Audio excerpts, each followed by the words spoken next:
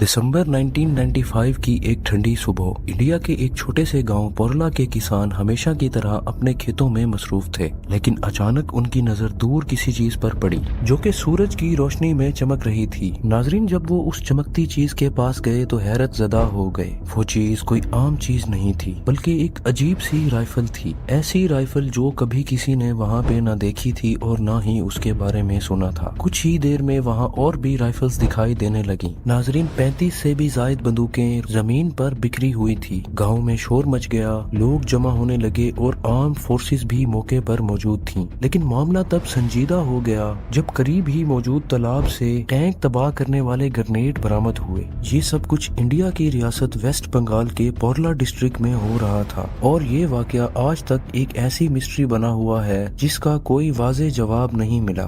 तो आइए शुरू करते हैं एक न्यू डॉक्यूमेंट्री।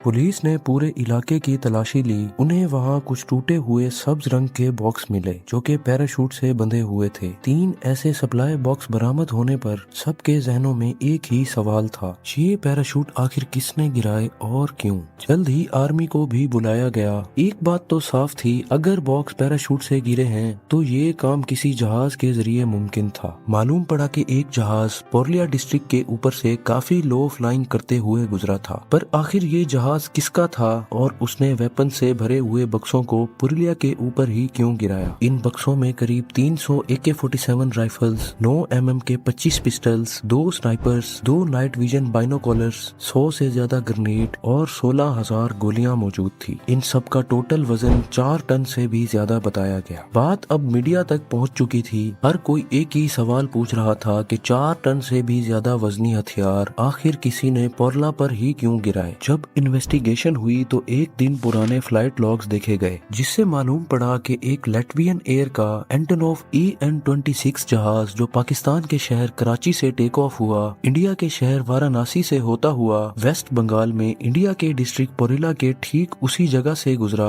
जहां ये वेपन्स मिले थे, और फिर कलकत्ता के ऊपर से होता हुआ इंडियन एयर स्पेस से एग्जिट हो गया। इंडिया से एग्जिट लेने के बाद इस जहाज ने थाईलैंड का रुख किया और फुकेट में जाकर लैंड कर गया। तो क्या ये एयर ड्रॉप इसी जहाज से किया गया था? फिलहाल तक ना इसका कोई एविडेंस है और ना ही कोई ठोस सबूत। जब जहाज ने इंडियन स्पेस में दाखिल होने की इजाजत मांगी तो पायलट ने अपनी डेस्टिनेशन कंबोडिया बताई थी, लेकिन असल में वो जहाज थाईलैंड जा रहा था। ये झूठ पकड़ा गया और शक मजीद गहरा हो गया।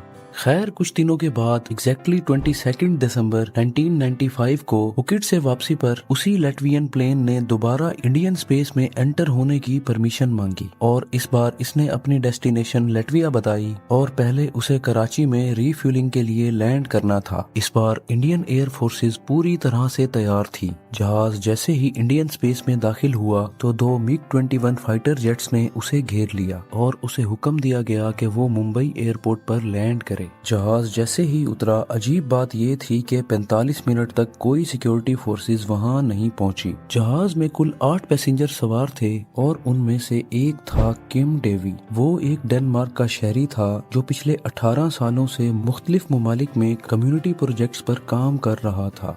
दिलचस्प बात ये थी कि वो पोरलिया में भी कुछ एग्रीकल्चर प्रोजेक्ट्स पर काम कर चुका था, वही डिस्ट्रिक्ट जहां पे कुछ दिन पहले 4 टन से भी ज्यादा हथियार फेंके गए थे। दूसरा शख्स जिसका नाम पीटर ब्लीच बताया गया, वो यूके का सिटीजन था और बाद में वेपन सप्लाई करने लग गया। काफी अरसे के बाद मालूम पड़ा कि ये यूके की इंटेलिजेंस एजेंसी MI6 में एक अंडरकवर एजेंट था। तीसरा शख्स एक इंडियन नेशनल सिंगापुर का रेजिडेंट दीपक मणिकांत था और ये एक अनंदा मरगा नामी तंजीम का हिस्सा था और हैरत अंगेज तौर पर यही तंजीम पोरलिया में वाक़या थी जहां हथियार गिरे थे।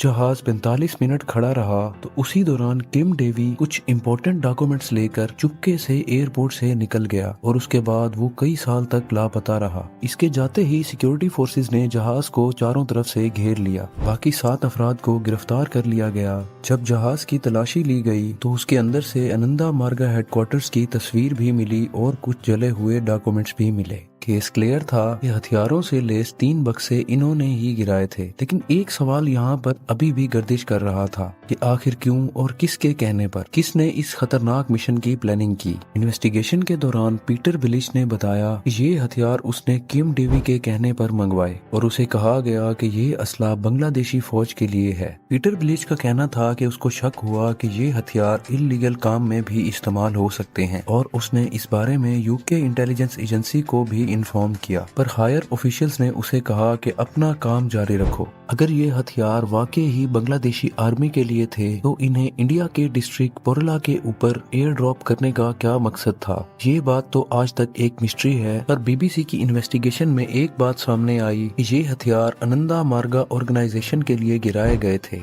किंग डेवी ने बाद में अपने इंटरव्यू में कहा कि वेस्ट बंगाल की हुकूमत आनंदा मार्गा के लोगों पर जुल्म करती थी, इसलिए वो उन लोगों की सेल्फ डिफेंस के लिए हथियार ला रहा था। लेकिन उसी इंटरव्यू में डेवी ने एक बहुत बड़ा दावा कर दिया। इस मिशन में इंडियन कांग्रेस पार्टी के उस वक्त के वजीर आजम और बहुत सारे पार्लियामेंटेरियंस ने उसकी मदद की थी। यहाँ तक के डेवी के मुताबिक मुंबई एयरपोर्ट से भागने और मुल्क से एग्जिट करने में भी उसकी मदद एमपी पप्पू यादव और Indian prime minister Narasimha Rao ने की थी। और आखिर इस बात में कितनी सच्चाई है कि इंडियन कांग्रेस और रॉ ने इस मिशन में उसकी मदद की थी, इस बात का कोई सबूत तो नहीं, लेकिन डेवी ने इल्जाम जरूर लगाया। उसने ये हकीकत वाजे की कि इंडियन कांग्रेस वेस्ट बंगाल में रेजिडेंशियल ऑर्डर के तहत वहाँ की हुकूमत को गिराना चाहती थी। अगर मैं वहाँ पे पकड़ा जाता तो सारे राज खुल जाते, इसलिए उसे सेफ तरीके से एयरपोर्ट से निकाला गया और एक ब्लैक एसयूवी में बिठाकर मुल्क से सेफ एग्जिट कर दिया गया। पकड़े गए 7 अफराद पर मुकदमा चला।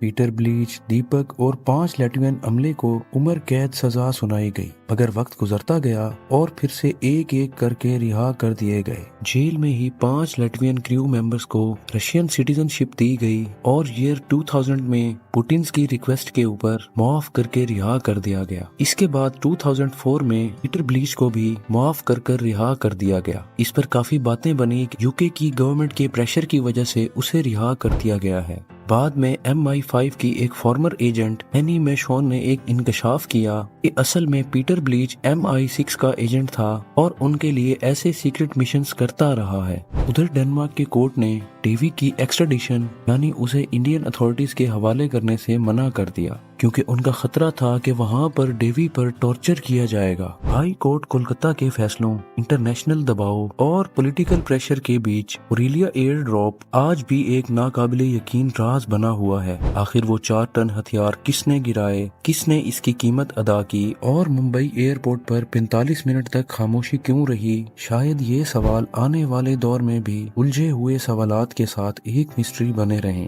उम्मीद है ये वीडियो आपको बहुत पसंद आई होगी। क्या आप पिरामिड्स ऑफ गीजा के बारे में दिलचस्पी रखते हैं कि आखिर 4500 साल पहले ये इतने एक्यूरेट कैसे बनाए गए, जबकि उस दौर में कोई टेक्नोलॉजी भी मौजूद नहीं थी? अगर आप हमारी आने वाली वीडियो को देखना चाहते हैं या फिर इंटरेस्टेड हैं तो इस चैनल को सब्सक्राइब करें और बेल आइकन को दबाना मत भूलें। आप लोगों के प्यार भरे कमेंट्स का बेहद शुक्रिया।